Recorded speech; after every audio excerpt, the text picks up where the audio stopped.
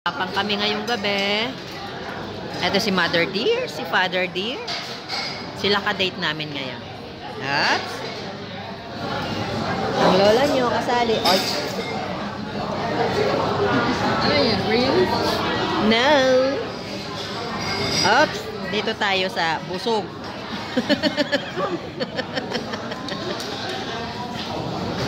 Oh, ayan. Dahil si Lola, maraming bawal. Konti-konti lang ang kain.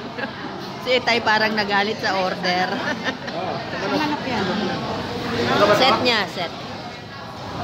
Ha? Akin yung mashed potato. Ay, ako ba yan? Ah, may pork chop. Merong choice. My favorite gulay. Merong isda. At pork chop pa rin. Ang sarap. Ang dami na mamaya pag dyan na yung manok. O, diba? Sabi niya, ang dami daw. Magla-live na naman yan siya.